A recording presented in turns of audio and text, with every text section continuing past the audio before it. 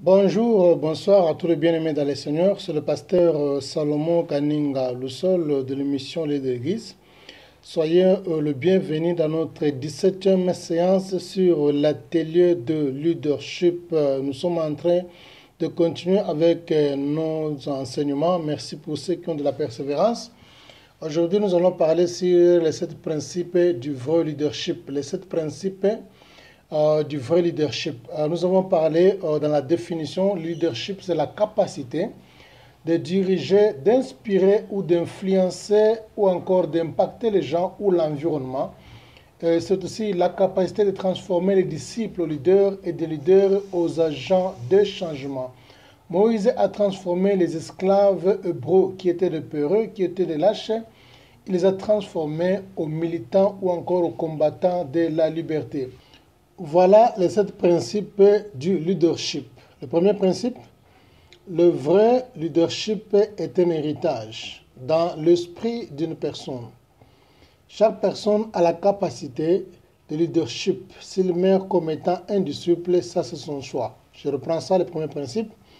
C'est-à-dire le vrai leadership c'est un héritage et c'est dans l'esprit de chaque personne. Donc, toute personne a la capacité de leadership. S'il meurt autant comme étant un disciple, ça, c'est son choix. Le deuxième principe de leadership, parmi les 7, le deuxième, le vrai leadership ne doit pas être enseigné, mais ça doit se découvrir. C'est-à-dire, le vrai leadership, c'est la découverte personnelle ou encore la découverte de soi-même. Le troisième principe, le vrai leadership consiste à servir de ton don à l'intérêt de l'humanité ou encore à l'intérêt du monde.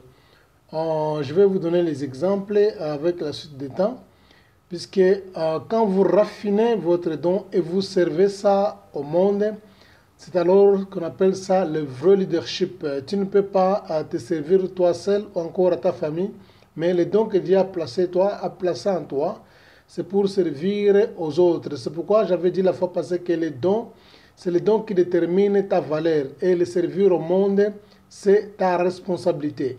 Les dons qui déterminent ta valeur et le servir au monde, c'est ta responsabilité. Maintenant, le quatrième principe, c'est quoi? Le mieux que tu sers avec ton don, le plus grand leader que tu deviens. Le mieux que tu sers avec ton don, le plus grand leader que tu deviens. Ceux qui servent effectivement avec leurs dons au groupe ou encore dans des organisations, dans des églises ou encore dans des sociétés, ce sont des gens qui deviennent de plus en plus influents. C'est pourquoi dans les 4 principes, nous disons que le mieux que tu sers avec ton don, tu deviens le plus influent et tu deviens le plus grand leader. Le 5e principe, si tu deviens imitateur des dons des autres que tu ne possèdes pas, tu t'appauvris de temps en temps. Je reprends ça, le 5e principe. Si tu deviens imitateur des dons des autres personnes qui possèdent, toi, tu t'appauvris de temps en temps. Le vrai leadership ne consiste pas à imiter les dons que Dieu a placés dans la vie des autres personnes. Tu dois te découvrir avec ton propre don et tu dois encore développer ça jusqu'au maximum en l'utilisant.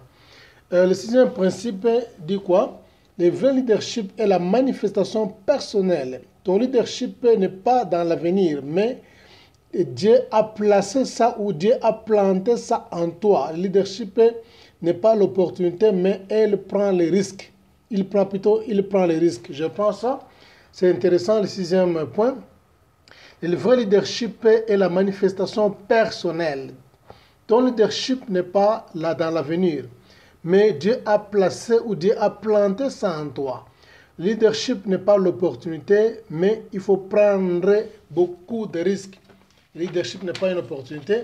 Le leadership, il faut prendre les risques. Le vrai leadership, c'est s'exposer seul au monde.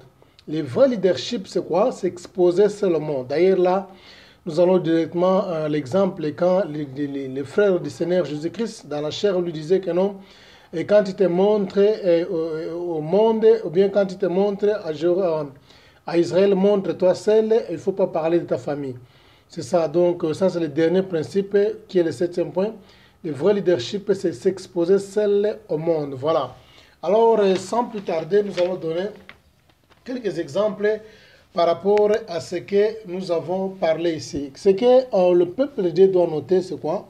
Réussir dans la vie, c'est d'abord découvrir les dons que Dieu a placés en toi et l'utiliser au profit des autres. Je dis bien au profit des autres.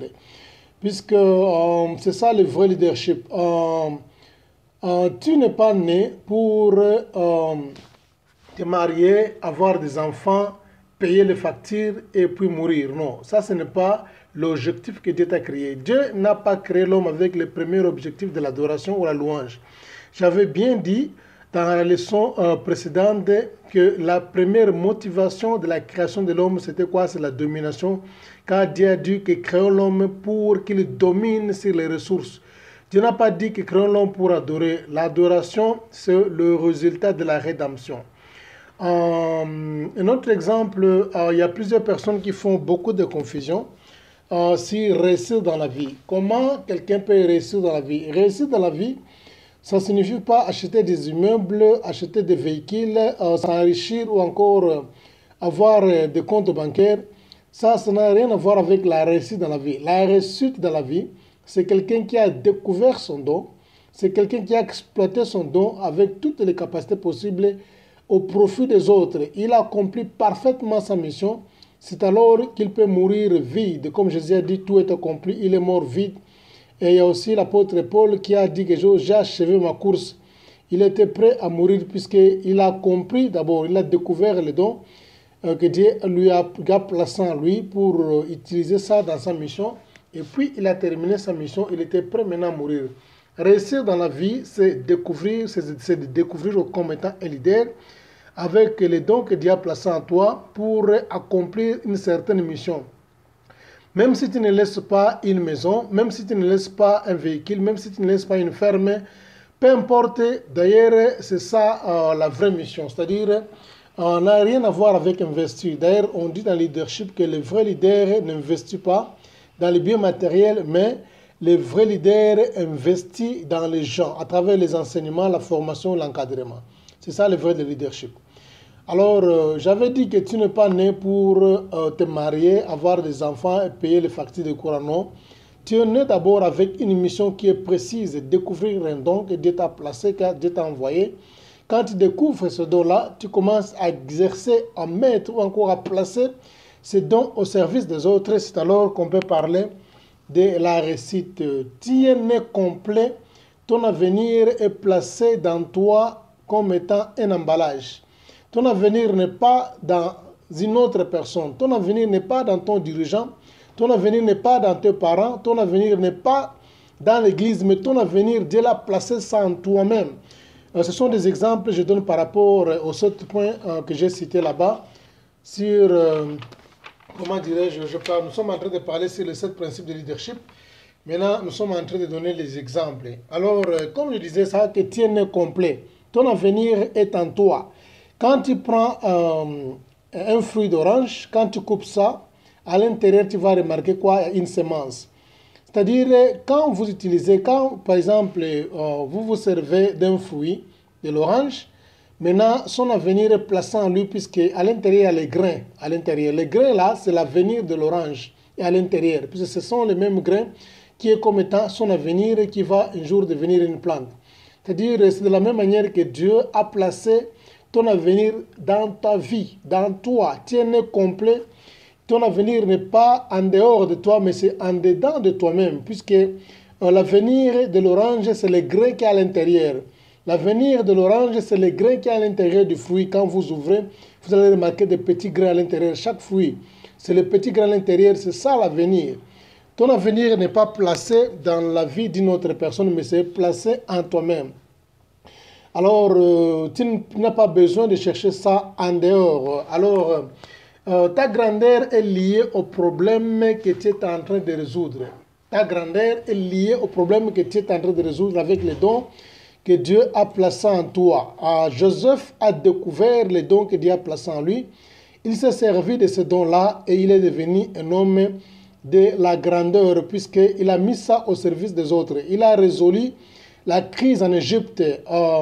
C'est pourquoi on dit dans le leadership que les problèmes suscitent des leaders. Il ne faut jamais se détourner des problèmes qui se présentent devant toi. Étant qu'un leader, tu dois faire face à des problèmes puisque des problèmes sont des opportunités qui peuvent occasionner ton élévation. Tu dois résoudre. Un vrai leader résout les problèmes et derrière les problèmes, il y a une élévation. Comme David a résolu les problèmes de Goliath avec son défi et l'élévation était cachée derrière cette confrontation avec Goliath. Alors, le leadership aussi, on dit c'est contaminable. Le leadership est contaminable. Plus que vous fréquentez des leaders, plus que vous serez contaminé par leurs dons. Vous allez voir que la plupart des gens qui sont aujourd'hui des chanteurs, ce sont les gens qui avaient des idoles, qui aimaient certaines personnes qui étaient chantres au préalable. Alors, disons, à plus forte raison de les aimer, de les estimer et de les écouter, et ils sont aussi devenus chantres aujourd'hui. Pour terminer, je vais terminer avec l'exemple de Michael Jordan, le basketteur américain. Michael Jordan, quand il a eu l'ambition, bien le rêve de faire le basketball, son premier entraîneur lui avait dit que non, tu ne seras jamais. Il lui a essayé avec quelques séances de pratique et il lui a conclu et il lui a dit que tu ne seras jamais un joueur de basket. Tu ne seras jamais un basketteur. Maintenant, suite à ce défi-là, il s'est fait lui-même une discipline sérieuse. Il a commencé les entraînements seul, en dehors de son entraîneur.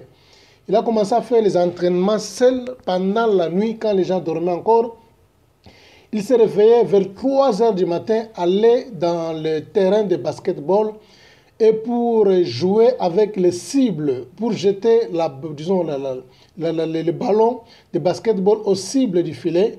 Et il a fait ça à maintes reprises jusqu'à ce qu'il avait maîtrisé les trajets et les cibles. Et il s'est réveillé pendant l'hiver. Il y a des fois, l'hiver, il faisait froid, les gens dormaient encore. À 3 heures du matin, bien à 2 heures du matin, il se réveille, il va seul, sans entraîneur. Au terrain de basketball, il commence à s'entraîner seul pour maîtriser les cibles. C'est alors qu'aujourd'hui, il est devenu parmi les gens qui ont marqué leur époque dans le basketball. C'est pourquoi j'avais dit que le leadership, c'est se découvrir. Ton avenir n'est pas dans l'entraîneur, ton avenir est placé dans ta vie, en toi-même. Il ne faut pas chercher ça ailleurs, n'est pas dans ton dirigeant, ton avenir n'est pas dans tes parents, ton avenir n'est pas dans tes collègues qui doivent te connecter avec le travail, mais Dieu a placé ton avenir en toi-même, c'est en dedans de toi, comme l'avenir du fruit de l'orange, ce sont les grains qui sont à l'intérieur. Alors, merci beaucoup. Je pense bien pour aujourd'hui, on peut s'arrêter ici. Que le Seigneur vous bénisse abondamment. Nous allons encore nous revoir dans notre 18e séance de leadership. Bye.